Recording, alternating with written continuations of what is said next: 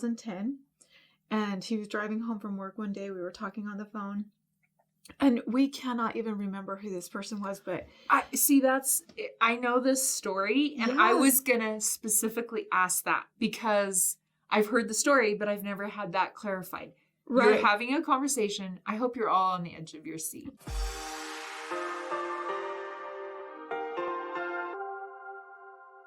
Hello and welcome to The Middle. I'm Ganel-Lyn, your host, and I'm so grateful that you joined us today and you are in for a treat because my friend and a hero, I would say, in the world, I'm serious. Shelaine is here, and you probably don't know her you might know her by her face and her name, but probably you know her for a different reason.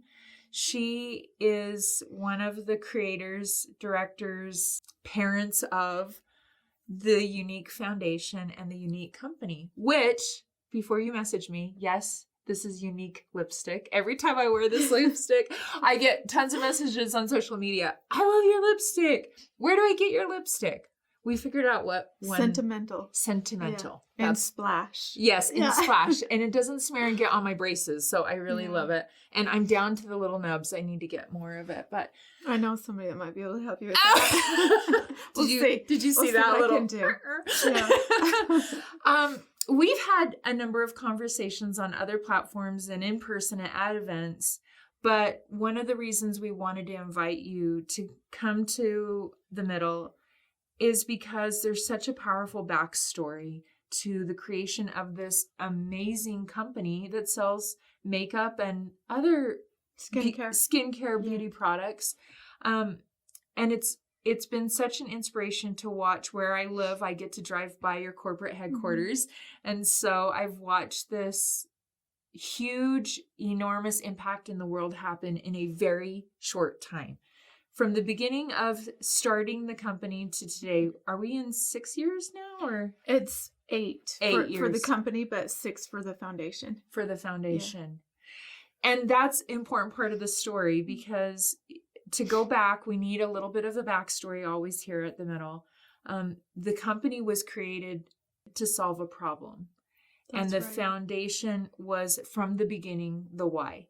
And most of the time when you read of successful companies, that foundations come much after. They're an afterthought after there's been great success and impact financially and growth, that then the creators or directors will often come and say, hey, maybe we should start a foundation. For the Younique Company, it was the actual reverse. It was.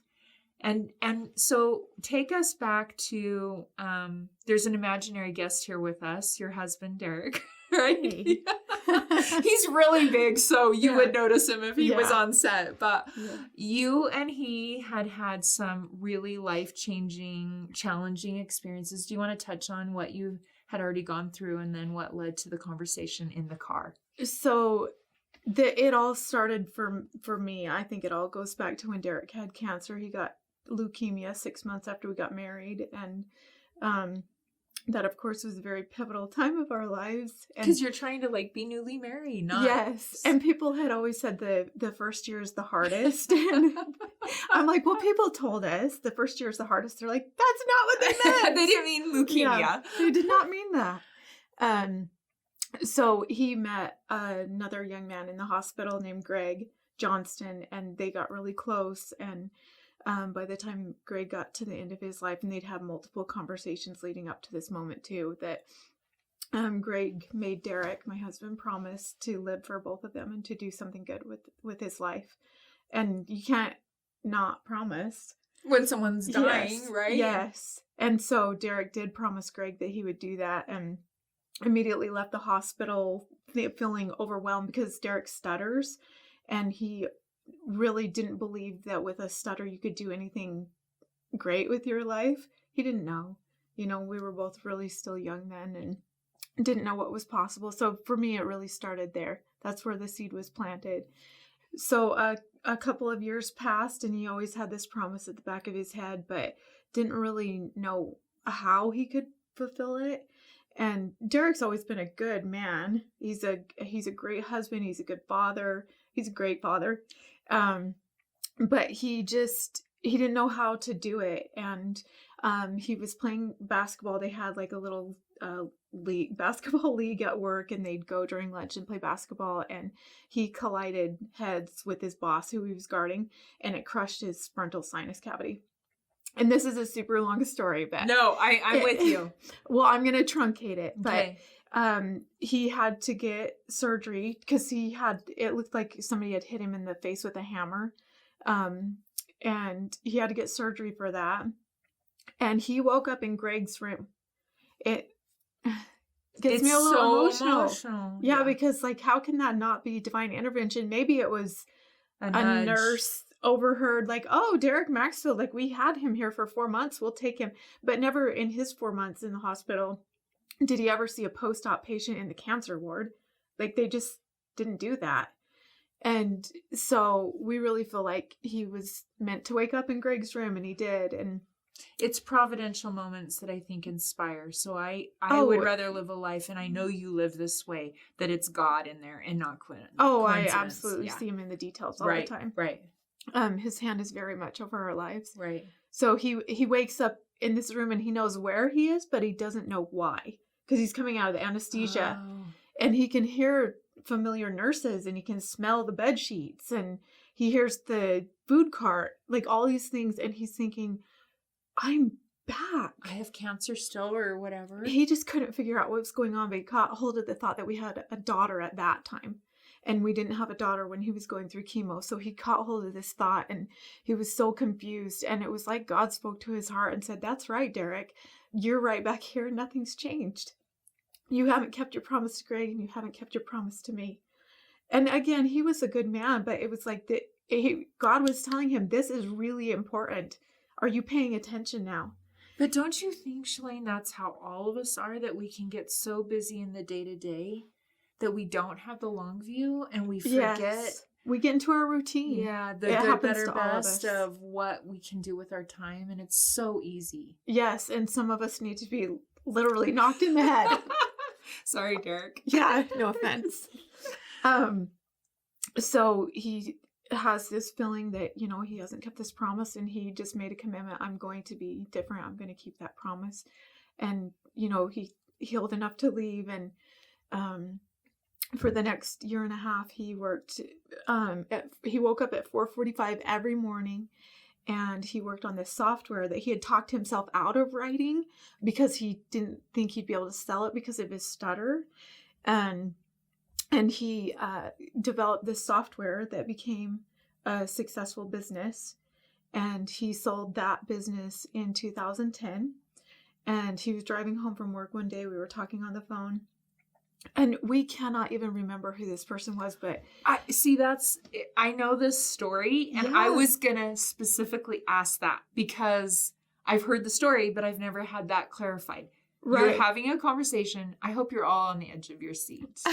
You're having a conversation, and you cannot remember who the person was that you were talking about, but you were talking. It was this adult survivor of sexual abuse that he and I both know, and we cannot to this day remember who it was that we were talking about, because we know a lot, hundreds of them now, maybe thousands. And just commenting on how detrimental the abuse had been to her life, and how it had so negatively impacted her, and it wasn't even her fault. And Derek just said that's so unfair. Somebody's got to do something about that. And again, he had one of those moments that God just spoke to his heart and said, that's right, Derek, why don't you do something about that? Because that's how he speaks to us. It's like, yeah, why don't you do something about that? Sometimes I feel like he rolls his eyes at me. I'm not going to be honest. Yes. He's just like, seriously, are we going to talk about this again? Yes. You're still feeling insecure about that still? The same thing. So you're having a conversation, just so our viewers really get this, and you're seeing, this is pre-Me Too movement, okay? Way pre-Me Too. And I think that's why you're a hero to me too as well, because I feel like all of the people that I look to for the examples of the let's make a difference in the world have tackled some issues that may not already have a platform. Right. And I'm not saying there aren't other organizations trying to address the effects of sexual abuse, but in the way in which you had this conversation is you saw the long-term effect in an adult of what sexual abuse plays out and how it plays out and how untreated trauma plays out. And literally you're like, Derek's like, oh, someone should do that. Yeah. Something about that. And God's like, whack. He's like, you do something about it. And I think Heavenly Father talks to us that way a lot. Like we have these good ideas and we do feel inspired. We do feel compelled to do something, but we just don't know how. We don't feel qualified. It's somebody else's job. We're not educated enough. We have a stutter. Yes. We disqualify ourselves from what God is saying. You're qualified. You're called. Yes. Like, I'll take care of the rest. Or show up. We're waiting for the email or the PDF download of exactly the steps we're going to take to solve this problem or create this whatever or step into this arena we've never been in. And God doesn't do that either, right? No, he puts it on our hearts and like... It's dark, but you step into the dark and I'll show you the light. Like you make that move first. So what was the next part of the conversation? So we had a few follow-up conversations, as we started to think about it, because he felt so compelled. I didn't realize at the time that... You didn't get the zap? No, he did, which is fine with me. I don't like getting zapped. I like doing things right. You know what I mean? Like, I don't want to get knocked over the head. I don't know how your marriage is, but is it probably better that it went in that direction? Because you're very just so awesome. You're very passionate, and so did it need to come through Derek first? Do you think? Probably, because I think God knew it was like Shalaine's not the problem. Like she doesn't have to get on board. Like you say something to her and she'll get on board. It's like I have to say something to you to get you on board. Which again, he's a great man. He's fabulous. He's fabulous. He really is. But I do have a friend that she will say when I need my husband to know something, I tell God and tell God to tell him. Because that makes that sense. is a bonus little marriage tip. Not even what we're talking about, but if you're married, just tell God what you want your partner to do. Yes, because he'll handle it. He'll handle it. So from that point, you had a few more conversations. Yeah, and it just kind of developed of like, well, how do we help? I was a stay-at-home mom. I have like 12 college credits. I didn't graduate from college. There's so many things about me that I could have disqualified myself from doing this work, but it's like, oh, you just want me to show up? God, I can show up. And we thought, well, how can we help them heal? What has to happen? And we thought, okay, if we pluck them out of their circumstances and teach them how to heal through a variety of methods and teach them about self-worth and help them understand that they have this intrinsic value, then that's how we can help them heal. Because if we're teaching them about the atonement of Jesus Christ, which we firmly believe in, but not everybody does. So we have to speak this universal language of openness and possibility and hope with this understanding that we've been taught our whole lives, but might be foreign to other people, and that's okay. There's still a way that God can bless their lives, and he can do it through communication by speaking to their hearts the way that they understand. And that's fine with us. So we got this idea together now. It was actually Derek's idea to have a retreat up in the mountains where it's nestled in and cozy so you feel safe. And this, grand scheme of how we were going to help. And I'm like, that's really nice. Bring resources to do you call them survivors? Do you call them? I always call them survivors because the other term I've heard is victims. Yeah. And to me, the victims are the ones who didn't get out. Yeah. Or who are still in. Mm-hmm. Not everybody loves the term survivor because it's like, all I did was survive. I'm like, no. That's not what I mean. Mm-hmm. You're doing okay. You're great. You're going to be awesome. Yeah. So Derek had the idea for the retreat, and was it snowballing too fast? And you were like, whoa. Well, it snowballed in a way that I was saying, well, that's really nice, but how are we going to pay for that? Because he had sold his company and we had built a house, and eventually he would have had to go back to work. And he just looked at me and said, I'll just start another company. Like, I'll just pick it up while I'm at the store, kind of casual. And that's what he did. He started Younique to be able to fund the Younique Foundation. Okay, so this is why. This is exactly why I wanted to invite you to the Yellow Couch. Because here at the middle, we unpack stories of being in the middle. And whether you're talking about healing from sexual abuse or starting a business or overcoming cancer diagnosis or grief or whatever it is. I mean, there's 3 middle stories we could talk about.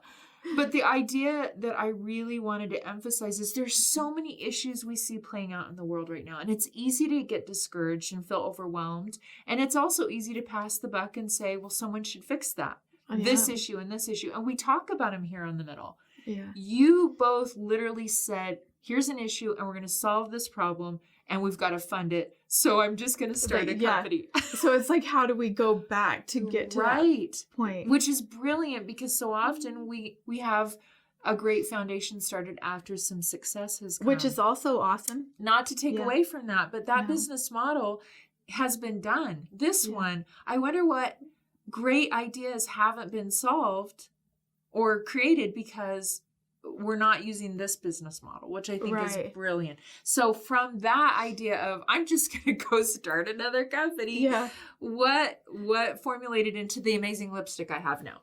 So he got the business plan together, the compensation plan, because in his software company, he had written software for direct sales and always wondered why the clients didn't leverage social media. And if you have to touch something or smell it or whatever, that's kind of difficult to do. But if you have a friend that's wearing great mascara and they're posting a picture, you're like, I know your lashes don't look like that in real life. I want that. You know, it's possible. You can do it that way. And Younique became a $1 billion company in 4 years. And we truly believe it's because God wants his children healed. He does, and I think it's also a testament of the offering. We've had Dels Jenkins of The Chosen talk about the offering, and I think so often we don't take those next steps because God hasn't laid out the plan. And I have loved cheering you both on and watching what you've done with this stewardship assignment. That's what I see it as. We do too. The abundance has come because there's a consecration aspect of everything that you do. Right. And the foundation has grown into this amazing network of resources. Take us through a little bit of what the foundation offers as far as resources and what you've seen from the perspective of a survivor. So we have 3 brands within the Younique Foundation. We have Finding Hope support groups, Defend Innocence, and the Haven Retreat. And we're probably best known for the Haven Retreat. It's where adult female survivors of child sexual abuse come for 4 days. It costs them nothing. They do have to pay for their travel expenses, which gives them some skin in the game. And we teach them multiple methods of healing. So if we're offering this buffet, if you will, and saying, choose what you think is going to be most beneficial. That speaks to your soul. Yes. So maybe it's Muay Thai and assertive communication for somebody, even though one is like, I'm going to really communicate with you. And then one is like, okay, how can I say what I need to say without being meek about it, without being too aggressive. Right. And then maybe one is healthy sexual development and yoga. But there's about 20 classes they choose from. They have time to participate in 8, I think, because it goes over Tuesday and Wednesday that they're in those classes. And we had a third-party research done by Dr. Wood, and he followed our past participants for a year after they'd been at the retreat and saw, I want to say it was a 45% increase in overall life satisfaction and a 37% reduction in PTSD symptoms. Which is phenomenal results. It's life-changing. It's life-changing. And our viewers may not see, I'm having an emotional reaction. You know the story of my sister Meg. She was also a victim of sexual abuse as a child and never recovered. Yeah. And I'm thinking, if there had been a place for her to go, like the Haven Retreat, to really remove herself from daily life and have a buffet of resources presented to her. Right. She may still be here. Yeah. Not that her suicide was just based on that, but I think what happens in trauma is that it snowballs and it creates more trauma. Right. So whatever started at 3 for her continued to be created in her life in many ways. Right. And a lot of survivors self-medicate because they don't want to feel what they feel. Right. And in their defense, nobody wants to feel like that. Right. And you really address the shame aspect. Yes, overcoming shame is one of the classes that we offer. There's a bunch of them, but they're all geared toward healing. Everything we do, we focus on the hope, not the horror of the abuse, because we want to give people hope. Right. If you give people hope, they can be the stewards of their own healing journey.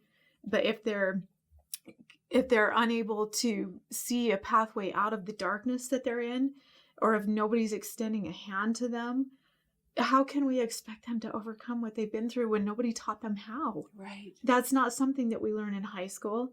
I don't know, maybe in college you can if you're in a specific field, but even then, right? What do you do with the pain? Right. And where do you repurpose it into a different path? Right. So the Haven retreats are one. What are the other two? So we have Finding Hope support groups. We have them in 4 languages. They're in 11 countries right now. They're modeled after AA, whereas they're peer-run, peer-led. We provide the resources at what it costs us, or you can get them free online. But if they want them printed and sent, we just ask that you cover the cost of that.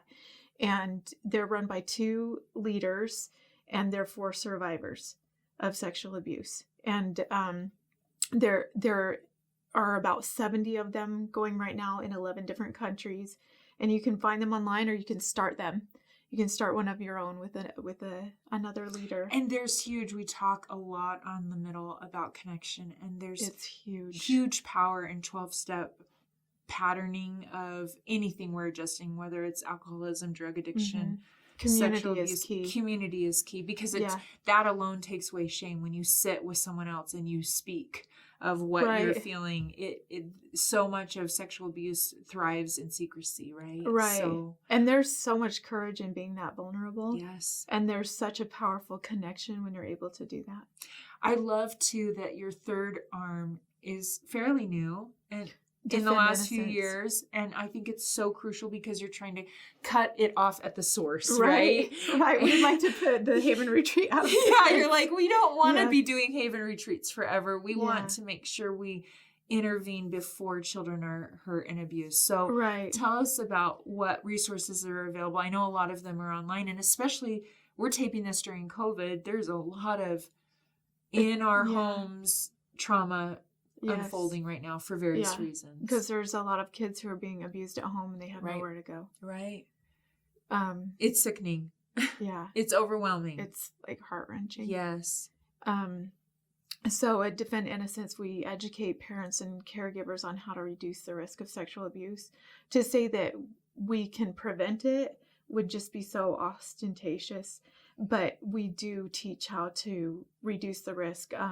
We have what we call kid chats, and that's where we interview little kids and say, what's the difference between a secret and a surprise? And we do those things because we know that these conversations can be very difficult. Mm-hmm.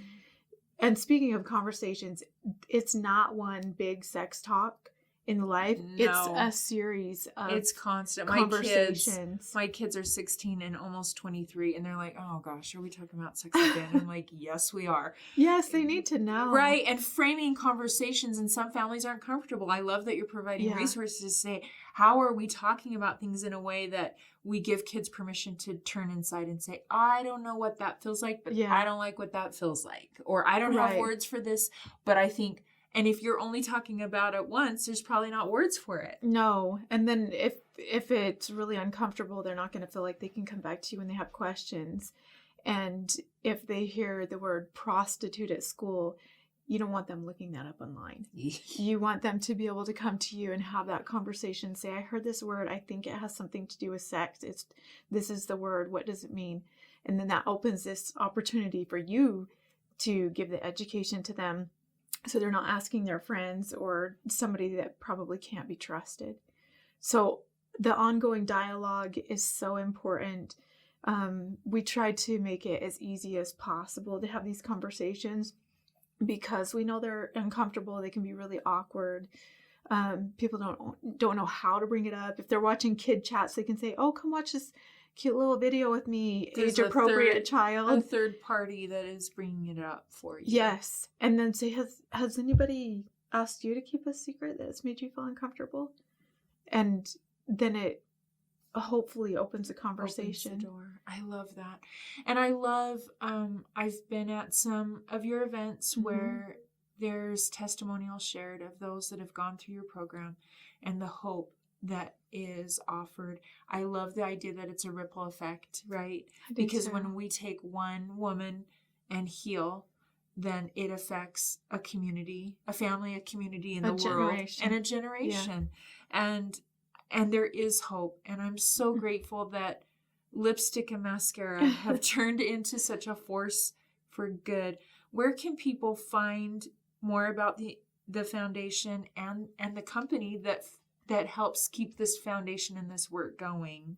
So to find out more about the foundation and what we do there, the 3 different brands that we provide and oversee, you can go to youniquefoundation.org. It's spelled YOUNIQUE foundation.org.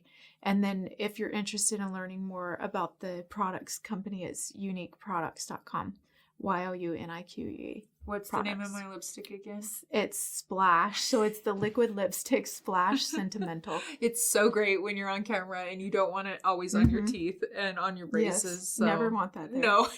Never ever. And I love that it's unique and it's spelled YOU. And I love what you and Derek and the whole foundation, the company, the makeup side of things. I love the synergy. I know that it's not always smooth sailing and you have hit roadblocks and COVID shut things down for a while and you have pivoted like the rest of us. Right. But I hope if we have one viewer today that is seeing a problem in the world and wants to solve it instead of complaining, if they get an idea that if your family can do what they have done, then maybe there's a solution brewing out there that is in the works. Yeah. Because it's going to take all of us, right? God is so patient with us that we mess it up and we don't do it perfectly and we start and stop and start and stop. But it's not a surprise to him. No, he's not freaked out. He's not even freaked out about the pandemic. No. I always ask my guests this question about the manna because I think oftentimes we on the outside see someone like you and what you've done to help the world be better, to have hope, to heal. And we think that you wake up every day feeling like a superhero, and that's why you're doing superhero work. And for the mere mortals of the world, right? Manna to me is such a great imagery for my own mental health and spiritual well-being and physical well-being too, that I have to choose action every day that's going to create that for me. It's not a one and done. It would be great if, I know you probably do this for those that attend the Haven retreats. Like, it's great to go to a retreat, but what are you going to do every day when you go home so that you can maintain that? So we've had a variety of answers here on the Yellow Couch. What is one of your mannas that help you? Self-care.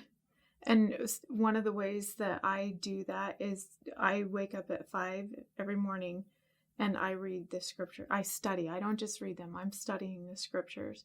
It's a place that I find peace. And I've read them tons of times, but I learn something new every time. And I feel like it's a way to open my heart to what God wants me to do. And sometimes I do things just for me. I'm learning Portuguese on purpose from an app. I got to find another method. But I feel prompted to do the same. My husband speaks Portuguese, and you better do it if you're feeling prompted. I don't learn languages very well. That's not. How do you know? Have you tried? Yes, German. I was a horrible German student. Don't try it. German's very hard. I love German people, but their language is very hard to learn. So you're doing that, and you're doing that because that's your self-care time too, as well. And it's the only time I'm uninterrupted. So I feel like it is a bit of a sacrifice, but I want to be in good habits. I want to give that quiet time to my Heavenly Father and spend that time with Him. As He's teaching me, whether it's through the scriptures or through Portuguese, I'm learning either way. And I feel like I really open myself to learning what He wants me to know. I love that. So sacred time every day for that self-care spiritually and mentally. I love the idea that you do sacrifice maybe some sleep and some other things, but... Is it really a sacrifice, No, it's your sacred appointment time, right? Yeah. Well, thank you. Thank you for showing up in the world. Thank you for showing up for God so that you can be an instrument in his hands. You definitely are one of those people that have inspired me to not limit where I feel I can maybe impact the world. Right. And for all the Megs out there. Yeah. That you keep working so that they have a place to go. I'm just very grateful for your work. And I know we have viewers, just statistically speaking, that have experienced their own trauma with sexual abuse, and they're wondering, and I hope if you're watching this and you have a friend and it's not you, that you share the Younique Foundation website, because all the information is there, and there's so much good, and it just keeps growing. And so thank you, my friend, for your goodness. And thank you again for joining us here on The Middle, and we hope to see you again soon.